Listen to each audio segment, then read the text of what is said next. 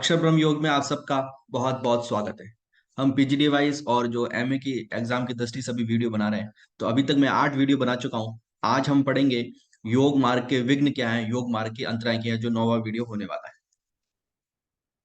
PPT share कर लेता हूँ एक बार। आज हम पढ़ने वाले हैं योग मार्ग के विघ्न।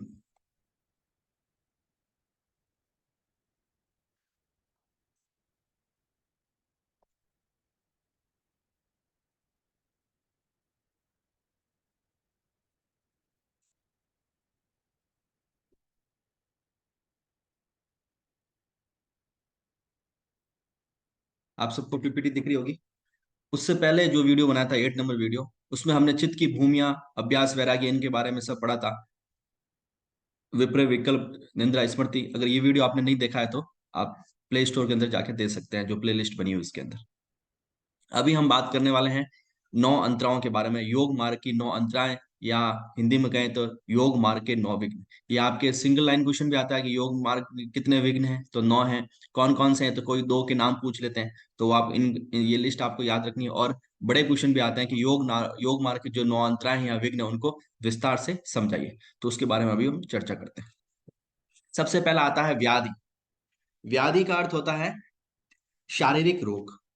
व्याधि का अर्थ क्या लेंगे आप? शारीरिक रोग। और आदि का जैसे यहाँ पे नहीं बताया, लेकिन आदि का अर्थ होता है मानसिक रोग। तो यहाँ पे बताता है कि योग मार्ग में विघ्न क्या हो सकता है। अगर व्यक्ति शारीरिक रूप से स्वस्थ नहीं होगा तो व्यक्ति योग मार्ग के ऊपर ज्यादा समय तक, या योग मार्ग के अंदर जो उसको सिद्धियां मिलनी चाहिए वो नहीं मिल पाएगी। तो शारीरिक स्तर पर अगर व्यक्ति स्वस्थ नहीं है तो योग मार्ग के अंदर ये विघ्न कहलाएगा।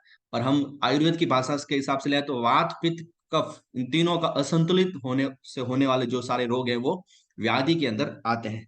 जैसे अपन ले सकते हैं कि अगर आप योग करने की खूब इच्छा है, लेकिन कोरोना हो गया, जैसे अभी आई फ्लू चला है तो आई फ्लू हो गया।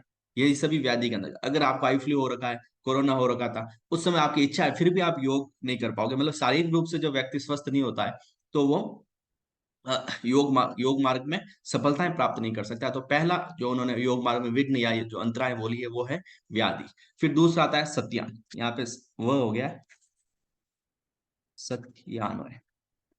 दूसरा आता है सत्यान, मतलब चित्त की अकर्मण्यता से योग अभ्यास की इच्छा नहीं होता। मतलब शारीरिक रूप से तो इच्छा है लेकिन हम कर नहीं पा रहे हैं। हम सबको पता है भाई, जैसे उदाहरण के रूप से समझे तो कि सुबह उठ के यज्ञ करना चाहिए, ठीक है, या मुझे बुक्स पढ़ने से फायदा होगा। आपकी इच्छा है लेकिन फिर भी हम चित्त की अकर्मण्यता, मतलब चित्त की अकर्मण्यता के कारण या चित्त के आलसीपन के कारण हम कर नहीं पाते हैं, उसको सत्यान बोलते हैं। जैसे आप सबको पता है कि किसी की हेल्प करने से अच्छा होता है, या बुक्स पढ़ने से अच्छा होगा, ठीक है, या सत्य मार्ग पर मैं जाऊंगा तो सही रहेगा, लेकिन हम पता है लेकिन फिर भी नहीं जा पाते हैं, तो वो कहलाता है सत्यान। तीसरा हम पढ़ेंगे संशय। संशय का अर्थ होता है संदेह। और कहते भी हैं कि संदेह एक ऐसी चीज है जो विश्वास के पहाड़ को भी तोड़ सकता है। तो यही यहाँ पे संशय है कि अगर हमें योग मार्ग के अंदर हमें सफलता मिलेगी या नहीं मिलेगी, इसके बीच में जब व्यक्ति के अंदर संशय आ जाता है कि मैं जिस योग मार्ग पे जा रहा हूँ, कि मैं आसन कर रहा हूँ, प्राणायाम कर रहा हूँ, उसमें से फायदा होगा कि नहीं होगा, इस टाइप की जब बातें व्यक्ति के अंदर आने लग जाती है तो भी योग मार्ग के अंदर ये विघ्न कहलाएगा। किसी भी दो मार्ग को चुनने के अंदर व्यक्ति जब फंस जाता है या निर्णय लेने की क्षमता नहीं हो पाती है, ठीक है, या निर्णय नहीं कर पाता कि मुझे पढ़ना चाहिए या जॉब करना चाहिए, जो अभी आप पढ़ रहे हो जैसे, तो हमें पढ़ना चाहिए जॉब, इस टाइप के जो भी भंवर के अंदर जो व्यक्ति फंसता है निर्णय के भंवर में, उसको संशय कहते हैं। और योग मार्ग से रिलेटेड देखें तो व्यक्ति को इस प्रकार का हो जाता है कि भाई मुझे समाधि प्राप्त होगी कि नहीं होगी, मैं प्राणायाम कर रहा हूँ, नाड़ी शोधन कर रहा हूँ, आसन कर रहा हूँ, ठीक है, यम नियम का पालन कर रहा हूँ, सात्विक जीवन जी रहा हूँ, क्या पता मुझे समाधि मिलेगी कि नहीं मिलेगी, मोक्ष मिलेगा कि नहीं मिलेगा। ऐसे जब व्यक्ति के अंदर धारणाएं आ जाती है, जब ऐसे विचार आने लग जाते हैं, उसको हम संशय कहते हैं। फिर चौथा आता है प्रमाद। प्रमाद का अर्थ होता है लापरवाही करना, ऐसा समझ सकते हो आप कि उच्च, यहाँ पे डेफिनेशन तो मैं लिख चुका हूँ, उचित प्रकार से योगासना का अनुष्ठान नहीं करना, लेकिन समझने के हिसाब से बताऊं, प्रमाद का अर्थ बड़ा बड़ी हम ले सकते हैं कि लापरवाही करना, कार्य करने में, कोई भी प्रकार के कार्य करने में हमें लापरवाही करना। इसमें लापरवाही, और जैसे प्रमाद और आलस्य से मिलते जुलते शब्द हैं। प्रमाद के अंदर तो क्या होता है कि शरीर तो तैयार है पर मन तैयार नहीं होता, कि शरीर की तो इच्छा है कि भाई मैं ये कार्य करूं, मैं पढ़ाई करूं, लेकिन आपका मन बोल देता है कि नहीं, थोड़ी देर नेटफ्लिक्स चलाते हैं, थोड़ी देर इंस्टाग्राम चला देते हैं, थोड़ी देर फेसबुक चला लेते हैं। तो शरीर की तो इच्छा है कि मैं पढ़ाई करूं, लेकिन मन कह रहा है कि मैं पढ़ाई नहीं कर पाऊं, तो ऐसी अवस्था को तो कहेंगे हम प्रमाद, ठीक है। और योग मार्ग के हिसाब से आप देखते हो कि हमें कार्य करने की इच्छा है, मतलब आसन करने की इच्छा है, प्राणायाम करने की इच्छा है, ठीक है, सात्विक कार्य करने की इच्छा है, सात्विक भोजन करने की इच्छा है, लेकिन मन नहीं मानता कि नहीं थोड़ा तामसिक से कर लिया जाए, तो ये कहलाएगा प्रमाद। और आलस्य जस्ट इसके विपरीत होता है। ठीक है जी, इसमें क्या होता है कि मन तो तैयार होता है लेकिन शरीर के स्तर पर व्यक्ति तैयार नहीं हो जाता।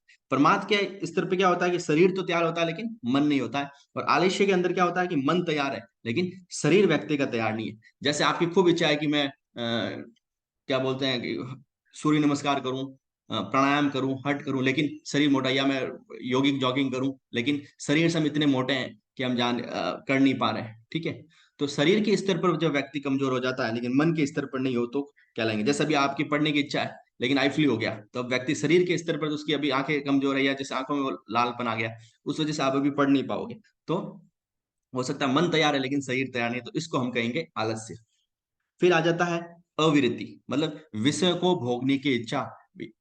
ठीक है, कि जो भी सांसारिक विषय हैं, जो सांसारिक उनको भोगने की इच्छा होती है तो भी योग मार्ग के अंदर है। जैसे मैं सारे सुख सुविधाओं को भोग करूं फिर भी मुझे योग मिल जाए, ठीक है, मैं आराम से एसी के अंदर बैठा रहूं, ठीक है, टीवी चलाऊं, व्हाट्सएप चलाऊं, फेसबुक चलाऊं, ठीक है, कार कारों पे वाहन चलाऊं, सॉरी कारों पर भ्रमण करूं, तो ऐसे व्यक्ति ये सारी जो सांसारिक विषय हैं ये भोगने, इससे ये भी हमारे योग मार्ग में विघ्न होंगे। अगर इनके इनके अंदर हम उलझे रहेंगे इस मिथ्या चीजों में, तो हमें योग मार्ग के अंदर विघ्न पैदा होगा ही होगा।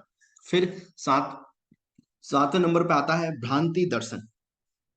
भ्रांति दर्शन मतलब मिथ्या कारण के कारण, मिथ्या मिथ्या ज्ञान के कारण योग अनुष्ठान में व्यर्थ होना, व्यर्थ समझना। मतलब इसको समझने के हिसाब से ऐसे समझ सकते हो कि कोई भी ऐसा कार्य करना जिससे किसी दूसरे का अहित हो या किसी मनुष्य का विनाश हो, इस प्रकार के साहित्य पढ़ना या इस प्रकार के लोगों के संपर्क में रहना या इस प्रकार के साधनों का उपयोग करना भ्रांति दर्शन कहलाएगा।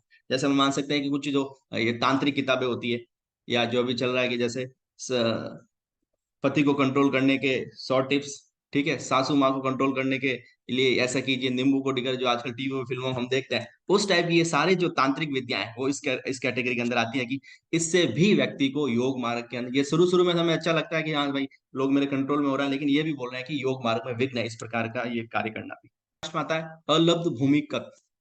इसके अंदर आता है कि समाधि की अवस्था को प्राप्त नहीं होना।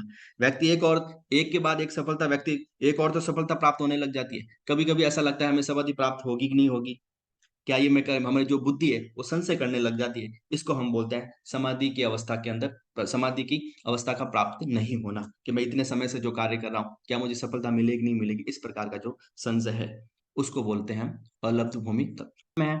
अन अस्तित्व मतलब समाधि की अवस्था का प्राप्त होने के पश्चात भी स्थिर नहीं रहना, कि व्यक्ति का मन सफलता प्राप्त होने के बाद भी लगता है कि क्या पता ये सही है कि नहीं है, मुझे मोक्ष तक प्राप्त होगा कि नहीं होगा, ऐसी अवस्था को हम बोलते हैं अनस्तित्व। ये होता है अपने, ये है योग की 9 मुख्य बाधाएं या योग मार्ग के अंदर विघ्न। फिर 4 सहभू भी बताए गए हैं, वो अपने कोर्स में नहीं, इसलिए इसको हम यहाँ पे नहीं पढ़ेंगे। तो यह है योग मार्ग के विघ्न जिसको हमने पढ़ा। नेक्स्ट वीडियो में हम पढ़ेंगे चित्त प्रसारण।